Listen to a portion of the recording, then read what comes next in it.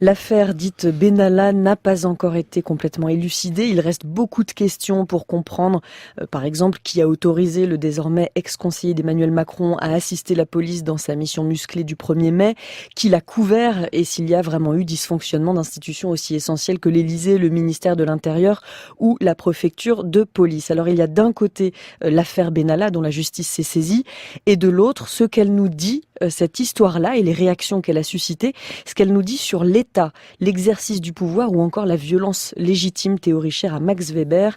Bonjour Bélir Nabli. Bonjour. Merci d'être avec nous. Vous êtes essayiste, maître de conférences en droit public à l'université Paris-Est Créteil. Après La République identitaire que vous aviez fait paraître aux éditions du Cerf, vous vous penchez cette fois sur la République du soupçon. C'est le titre de votre dernier livre chez ce même éditeur. Et dans un article sur le site de débat chronique.fr, chronique avec un K, que vous avez cofondé, vous écrivez que l'affaire Benalla en est un symbole de cette République du soupçon. Donc on a le temps d'y revenir assez longuement. C'est intéressant de savoir comment le chercheur du temps long que vous êtes, comment vous vivez ce genre de séquence, comment vous en profitez pour consolider ou au contraire nuancer des théories élaborées en plusieurs années. Vous, Bélir Nabli, comment avez-vous vécu cette affaire Benalla? Comment la vivez-vous encore? Je veux dire en tant que séquence politique et médiatique. Comment fait-elle écho en vous depuis que peut-être vous achetez le journal Le Monde ou que vous allumez votre poste de télévision ou de radio le 18 juillet dernier? En effet, ce que je trouve intéressant, c'est le fait que cette affaire symbolise une forme de tournant qu'un certain nombre de chercheurs ont souligné dans le rapport entre les citoyens d'un côté et la question de la transparence d'une part et la question de la tolérance, j'allais dire de la corruption politique en général, d'autre part. Mais alors, dans un premier temps, je voudrais savoir comment vous, en tant que chercheur, vous la vivez. Parce que vous travaillez sur ces questions de République du soupçon, de démocratie exemplaire. C'est quelque chose qui nourrit vos travaux depuis longtemps. Et là, le 18 juillet, une nouvelle affaire tombe. Est-ce que vous vous dites, bon, encore une autre et je vais la suivre de loin et on va voir? Ou est-ce que vraiment ça vous passionne pour votre travail et vos recherches? Non, elle est passionnante, incontestablement. Elle est passionnante parce que c'est surtout, d'abord et avant tout, le symbole de la nature de notre régime politique. Il n'y aurait pas d'affaire Benalla si on n'avait pas un régime qui était concentré finalement autour d'une personne.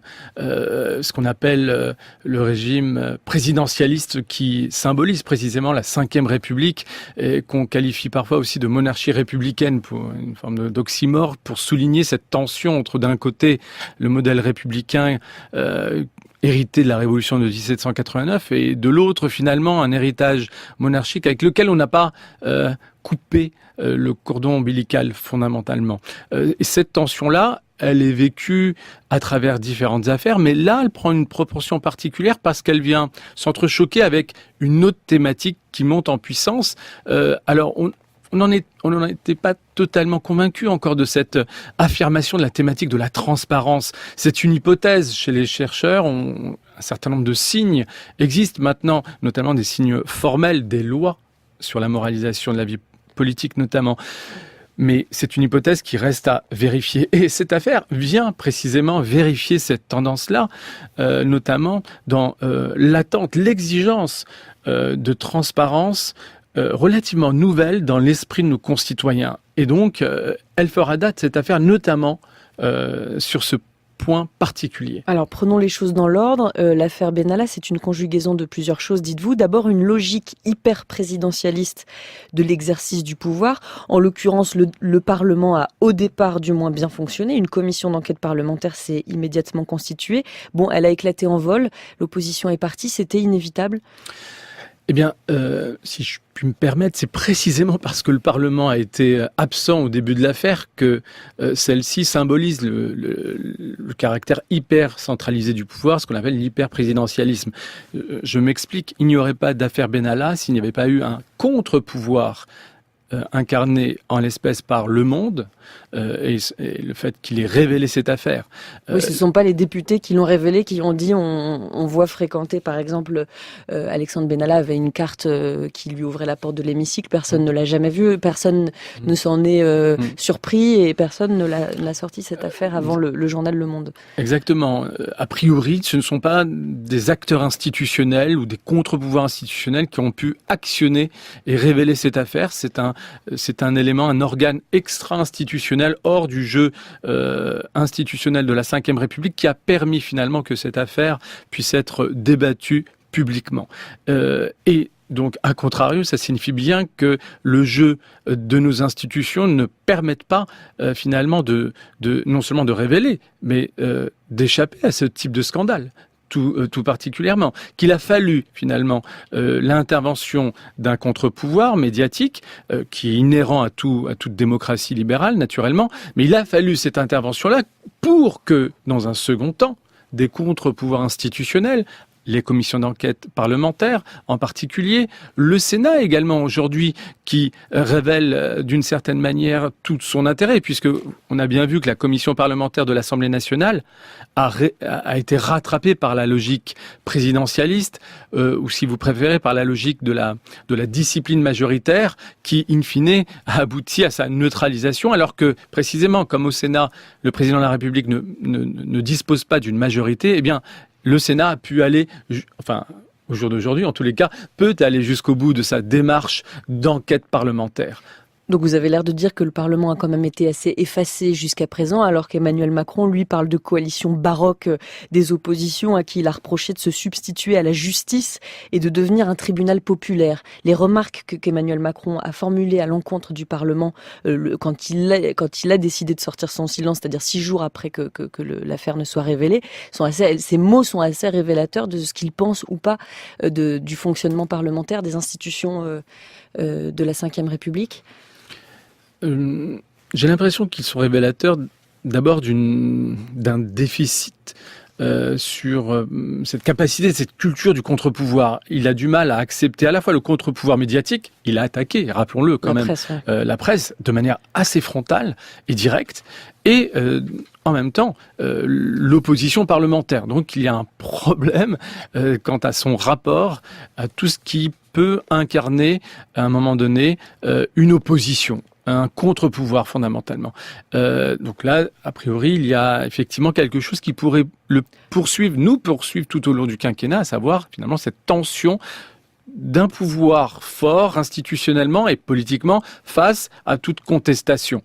On sait aussi que ces 2 motions de censure qui ont été déposées par les groupes d'opposition de droite comme de gauche, a priori, n'aboutiront pas, comme ça a été le cas de toutes les motions de censure depuis le début de la 5e, sauf à une fois. Oui. Sauf une fois. Oui. Effectivement, là pour le coup c'est un jeu arithmétique et politique. Pour obtenir une motion de censure, il faut dégager une majorité absolue de près de 289 voix. Or aujourd'hui, ce qui caractérise précisément notre régime politique, c'est non seulement l'existence d'une majorité stable, mais que cette stabilité est fondée sur ce qu'on appelle la discipline. La majorité parlementaire à l'Assemblée nationale est disciplinée au sens où elle se plie non pas forcément aux injonctions, mais à la ligne définie par l'exécutif en général et par le président de la République en particulier. Voilà, une logique hyper présidentialiste donc, combinée, écrivez-vous dans votre tribune sur chronique.fr, à l'idée de l'État start-up, où les relations personnelles priment sur le reste. Entre parenthèses, je doute que dans une start-up, les relations personnelles priment sur l'intérêt de la boîte, mais en tout cas, vous parlez de quoi, en l'occurrence ? En fait, à travers cette formule, c'était une manière de souligner une autre dimension de cette affaire, à savoir que finalement, elle traduit aussi des dysfonctionnements qui s'expliquent par le fait qu'on ne se soit pas plié précisément à ce qui fait notamment notre État très pyramidal, très vertical, avec une hiérarchie à respecter, des procédures à respecter. Et précisément, c'est parce que l'acteur principal de cette affaire, M. Benalla, était hors procédure et en dehors finalement de la hiérarchie formelle, à la fois du système de sécurité internalisé, mais aussi de l'appareil sécuritaire, de l'appareil d'État lui-même, qu'on a eu cette affaire. C'est qu'on ne sait pas très bien où le situer. Et concrètement, si on écoute un peu les témoignages des différents acteurs, y compris ceux qui ont eu affaire à M. Benalla sur des terrains opérationnels, vous voyez très bien ce que ça a donné. C'est qu'à un moment donné, ils ne savaient pas à qui ils avaient affaire précisément, si ce n'est qu'ils avaient en face d'eux une incarnation du pouvoir suprême sous notre régime, à savoir l'Élysée. Et le simple label Élysée suffisait à imposer finalement sa légitimité supérieure, alors même que, d'un point de vue de l'état de droit, il y avait là pour le moins une forme d'approximation sur la nature et l'identité d'une certaine manière de M. Benalla. Il y a rupture d'égalité devant la loi pour vous, parce que par ailleurs, on apprend qu'Alexandre Benalla a été embauché de manière totalement conforme au droit, a dit Emmanuel Macron, que ses différentes demandes pour posséder une arme n'ont pas abouti, que s'il avait des insignes de la police, c'est aussi parce qu'on les lui avait donnés 2 jours avant dans un sac plastique et qu'il n'a même pas porté le tiers de tout ce qu'on lui apportait, simplement on lui a dit de porter ce brassard pour pas se faire confondre par les policiers sur place. Il n'avait pas les clés de la villa du Touquet, il avait un logement de fonction mais dont il n'avait pas pris possession, de 80 mètres carrés et pas 200. En tout cas, au fur et à mesure, peut-être des fantasmes, je ne sais pas, sont un peu tombés qui ont fait aussi tomber cette hypothèse ou pas ? D'une rupture d'égalité devant la loi et d'intérêt privé qui primerait aux États, aux intérêts publics. Alors pourquoi parler de la rupture d'égalité devant la loi dans cette affaire ? Parce que c'est ce qui a notamment suscité la passion autour de cette affaire, à savoir que on est un pays qui entretient une passion pour l'égalité. Et précisément, nos concitoyens ont en partie identifié la part finalement féodale de cette affaire, notamment le fait que des notions comme la fidélité soient mises en avant systématiquement à la fois par l'Élysée mais aussi par M. Benalla. Et la fidélité, ce n'est pas l'état de droit. La fidélité, précisément, ça relève parfois où ça amène parfois à la possibilité de violer l'état de droit ou non, précisément, de la volonté de protéger un chef charismatique pour précisément sortir de notre modèle de l'état de droit démocratique. Et pourquoi et quel est le lien avec cette affaire ? Notamment en évoquant quelques éléments, quelques détails. Le fait, par exemple, qu'on ne s'explique toujours pas à quel titre M. Benalla disposait d'un badge d'accès à l'Assemblée nationale alors qu'il appartient à l'Élysée, qui n'exerce pas de fonction politique, mais une fonction qui relève d'une activité de sécurité. Lui dit qu'il allait à la salle de sport. On n'a pas besoin d'un badge qui vous permette d'accéder à l'hémicycle pour faire du sport. A priori, je connais un tout petit peu les couleurs de l'Assemblée, même physiquement, on n'a pas besoin de passer par l'hémicycle pour aller dans une salle de sport. Autre exemple, il a mis en avant à travers ses dernières interviews le fait qu'il n'aurait pas commis d'actes de violence. Les images sont assez manifestes en la matière. Il y a eu des actes de violence assez nets. Or, le fait de recourir à cette violence-là, c'est une manière de privatiser quelque chose de fondamentalement public, de fondamentalement propre à l'État. Et là, on a précisément une transgression de M. Benalla par rapport à ce qui fait l'État, à savoir précisément ce monopole de la violence légitime. Le monopole de la violence légitime, c'est un concept élaboré par Max Weber. Et là, vous trouvez qu'il prend tout son sens dans ce cas-là. C'est-à-dire que le propos de Max Weber était de dire que l'État a une violence légitime, mais qui est légitime parce que c'est l'État, et que dès lors qu'un individu ou une entité se substitue à l'État sur cette violence, elle n'est plus légitime, elle n'est plus acceptée. Je ne sais pas si j'ai très bien résumé, mais en tout cas... Non, c'est ça à la fois théoriquement, mais historiquement aussi. C'est-à-dire que l'État moderne, y compris en France, s'est construit à travers cette capacité à un moment donné d'un pouvoir à exercer la violence, à la faire accepter contre quelque chose. La sécurité. La sécurité pour tous, pour tous les sujets à l'époque, mais aussi la liberté, diraient d'autres théoriciens. Et cette idée-là, elle n'est pas incarnée que par Max Weber, qui l'a étudiée d'un point de vue sociologique. Vous l'avez en philosophie politique chez Hobbes, qui précisément a théorisé la naissance de l'État moderne à travers cette figure du Léviathan, c'est-à-dire ce souverain finalement qui est né d'un contrat entre les individus qui ont accepté d'abandonner leur liberté contre la sécurité. Et toute la question aujourd'hui, c'est de savoir précisément quel est le point d'équilibre dans ce contrat-là. Et pour revenir à l'affaire Benalla, par rapport à ce qu'incarne l'État comme monopole de la violence légitime, il ne s'agit pas d'une violence absolue. Il s'agit premièrement de pouvoir recourir à la violence par une personne habilitée par l'État. Et c'est en cela qu'on comprend mieux les réactions d'institutions comme la police judiciaire ou par la gendarmerie, qui, elles, pour le coup, sont les détentrices de cette légitimité-là pour exercer la violence légitime au nom de l'État. On pourrait en débattre d'ailleurs, mais c'est pas le propos. Mais en tout cas, dans les faits, dans la théorie, c'est le cas. Mais pour rebondir à ce que vous aviez à l'esprit, ce recours à la violence légitime est encadré. Il n'a pas à être exercé de manière absolue ou irresponsable. Il doit s'inscrire dans ce qu'on appelle notre état de droit. Il y a des règles à respecter et c'est l'un des enjeux de cette affaire. Mais ça pose aussi la question de à qui obéit la police. Est-ce qu'elle obéit aux intérêts de la nation ou est-ce qu'elle doit faire la police de l'État? Puisque quand le secrétaire national du syndicat indépendant des commissaires de police, interrogé par Le Monde sur l'affaire Benalla, répond « Quand l'Élysée demande, on exécute ». C'est une forme de déviance qui nourrit par la nature du régime et non pas par les règles prescrites par notre état de droit.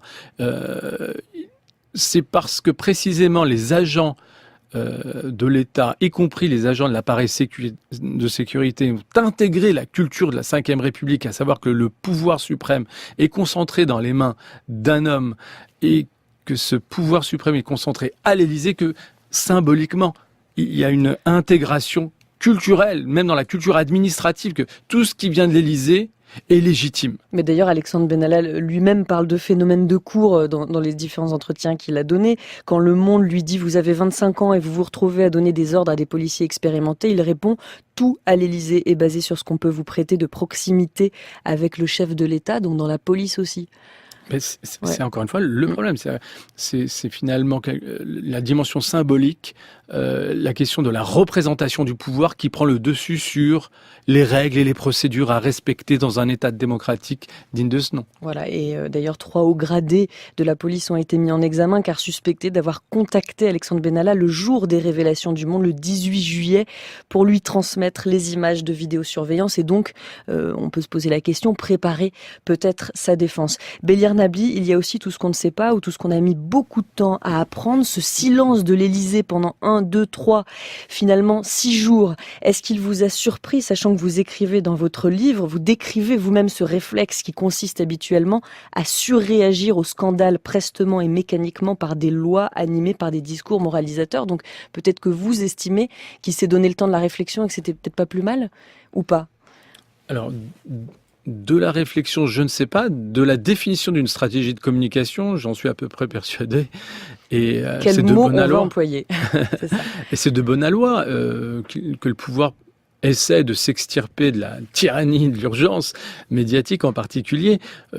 Ça s'entend et ça ne saurait constituer en soi une critique par rapport à l'attitude de l'Élysée dans cette affaire. Il n'empêche, on peut aussi analyser finalement le résultat de cette mise en œuvre de la stratégie de communication de l'Élysée. Et là, pour le coup, on ne peut pas dire que le temps qui a été pris est abouti à quelque chose de relativement efficace.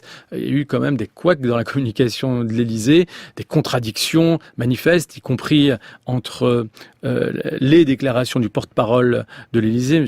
Bruno Roger-Petit, d'un côté, et de l'autre, un certain nombre d'auditions entendues dans le cadre des commissions parlementaires. Et ces contradictions-là, elles sont pour le moins gênantes. Voilà, une enquête est en cours pour déterminer la nature et le cadre institutionnel de la mission qu'Alexandre Benalla assumait au nom de l'État en collaboration avec les forces de sécurité. Je reprends les termes de la commission d'enquête. Mais d'ores et déjà, quel impact sur ce que vous appeliez déjà la République du soupçon dans votre ouvrage rédigé il y a quelques mois, Bélier Nabli. Eh bien, on vous retrouve pour en parler après le journal de 8 heures. Vous restez avec nous. Merci.